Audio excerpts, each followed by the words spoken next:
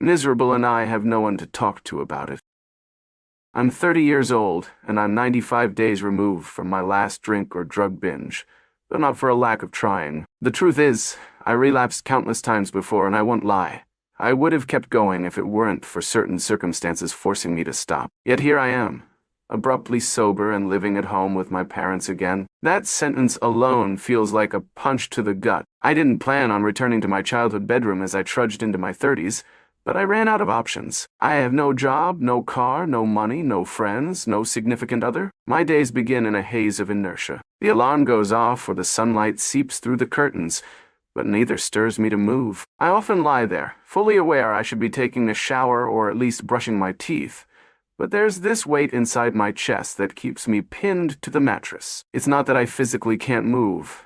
It's that I see no reason to. The list of reasons why bother has gotten so long that even simple tasks feel insurmountable. Some days I make it out of bed only to shuffle around in sweatpants. Maybe I pour a bowl of cereal, but half the time I lose interest in eating halfway through. My parents try not to be intrusive, but I see the worry in their eyes. They'll ask if I slept okay, or if I plan on applying for jobs, or if I have any errands to run. The problem is, I have no car. I sold it months ago when my finances dwindled. My mother offers to let me borrow her car, but the moment I think about leaving the house, I deflate. Where would I even go? I can't face the outside world. Not in this state of mind. I realize I have a precarious relationship with this precarious sobriety. The urges to drown my emotions in liquor or pills still flare up, especially when my depression peaks. The only difference is that the means aren't readily available right now. My old friends who used to supply me with substances have either moved on or cut me off. My bank account is empty, so I couldn't buy anything even if I wanted to. And it's not that I deserve applause for being drug-free. It's more like I got cornered by life's circumstances. But ironically, I also can't muster the will to celebrate. This 95-day mark is less an achievement and more a side effect of hitting rock bottom. Loneliness is another piece. I have no real confidants. My circle of friends evaporated, partly because I drifted away from them during the worst phases of my addiction. Some grew tired of my repeated crises, or maybe I pushed them away. Others just got on with their lives.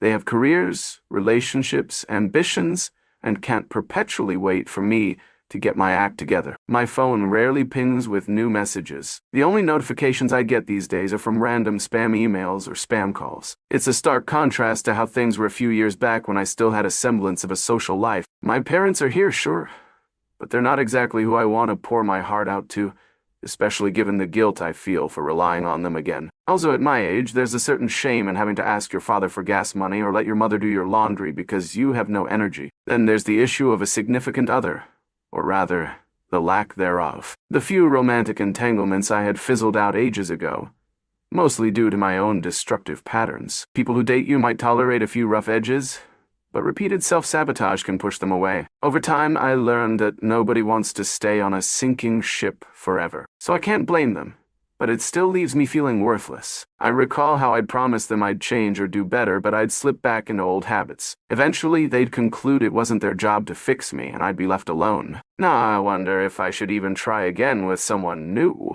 If I can't manage basic hygiene, how would I manage the emotional give and take of a relationship? It doesn't help that my ex-boyfriend, someone who claims he wants us to get back together, is 4 hours away at the beach. He's still in his own cycle of substance use, apparently. He might call me sometimes, or text me fleeting compliments, but he's physically and emotionally unavailable. Meanwhile, I'm expected to remain loyal, or at least not share my vulnerabilities with anyone else, as if me having a friend to confide in would be some form of betrayal. So that's a dead end, too, waiting for him to swoop in or for me to gather the strength to cut that tie. Another facet of emotional confusion, I guess. Because I've found no suitable confidant, I tried sharing bits and pieces online. Sometimes a stranger on the internet can be surprisingly empathetic. Less judgment, a neutral ear, but it never fails. I open up about how depressed I am, or how directionless my life feels, and the conversation eventually takes a creepy turn. Some random user, after a day or two of me letting down my guard, veers into sexual territory or starts hitting on me. It's jarring and feels like yet another betrayal. One moment we're discussing the weight of existential dread.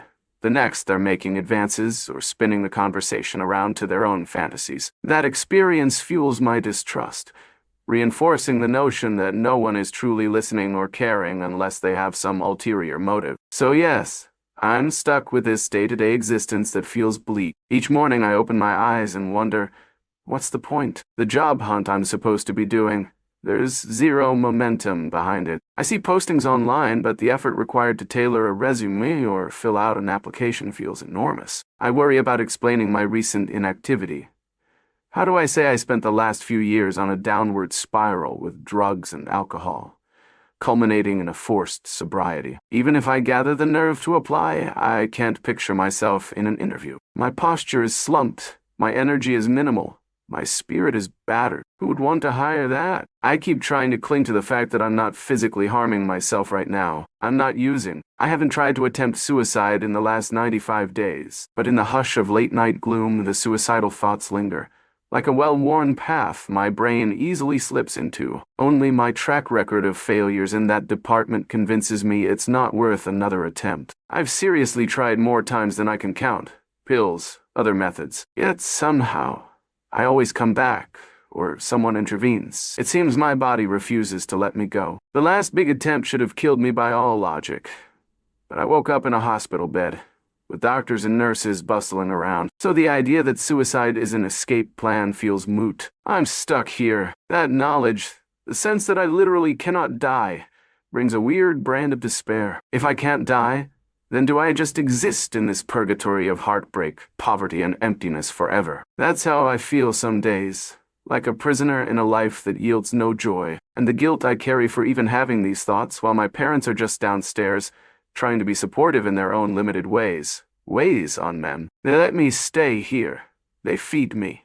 They don't push me out the door. Yet I can't muster gratitude. I resent my dependence on them. I resent the fact that at 30, I'm not living an independent adult life. That frustration becomes self-hatred. Then I spiral some more. So I guess I come online to rant, to see if maybe some semblance of empathy or understanding emerges from the ether. But as I said, every time I do so, I brace for the possibility that the conversation might twist into something off-putting, or I worry about someone spouting generic platitudes, or preaching at me about how I just need to pull myself up by the bootstraps, as if it's that simple, or a well-meaning person tries to fix me with unsolicited solutions. I know they're being kind, but it feels like a mountain to climb. In the end, the problem remains. I see no reason, no spark in the future that lifts me from this depression. It's bizarre that I can vividly recall times in my early 20s when I was out partying, feeling unstoppable, thinking I had an entire horizon of possibilities. Then addiction latched on. Gradually, I lost jobs, burned bridges, even ended up in legal trouble once or twice. Nothing massive, but enough to cause financial strain. The culmination of that meltdown left me back at square one, in my childhood home, with no money, no prospects, and a head swirling with regret. That's why even if I muster the energy to daydream about a better tomorrow, the cynicism inside me scoffs. You're just going to sabotage it again. What's the point? For the record, I know intellectually that I have potential, that somewhere in me is the capacity for a stable, fulfilling life. But intellectual knowledge and emotional conviction are very different. Right now, my emotions are screaming that I'm worthless. Even small tasks like brushing my teeth or showering seem monumentally. Sometimes I do push myself to shower, but it feels mechanical, like I'm on autopilot, achieving this micro-victory that doesn't actually lighten the despair. By the time I towel off, the heaviness is back. I wrote a short post about all this earlier, half expecting no one to read it. A surprising number of strangers did, and many responded with compassion, offering to lend an ear. But I soon found myself overwhelmed by the attention, ironically. Some negative comments sprinkled in too, which stoked my anger. On one hand, I felt some relief in seeing that people cared. On the other, I was irritated at the judgments or unsolicited advice. I had to disable notifications for my own mental well-being. It's a microcosm of how I feel about the entire world right now. Grateful that people can be kind, but also stung by how easily harshness or unwanted solutions can appear. At this point, I don't see a neat conclusion. The day after tomorrow will probably be the same as today. I'll wake up in my parents' house, feeling the weight of my shame, trying to fight the nagging voice that says, "Just go use something, it'll numb the pain." I might glance at job listings and feel that wave of futility. Maybe I'll type a cover letter, but likely I'll give up halfway through. In the evenings, I'll see my father come home from work, polite but concerned, and my mother ask if I ate anything. That cyclical routine. My ex might text me some random sweet note followed by "love you, babe," and I'll get a brief flutter of hope, only to recall he's off partying, so how serious is he? Then I'll slip into bed, scroll on my phone, maybe post another lamentation or read random threads to fill the silence until sleep comes. Yet, ironically, I keep living, even though I see no reason, even though I have no magic fix or epiphany. Maybe the reason is just that the body wants to keep going, or there's some tiny ember inside me that's not fully extinguished. The daily misery is real, but so is the fact that I'm not giving up right now. There's a faint sense of, well,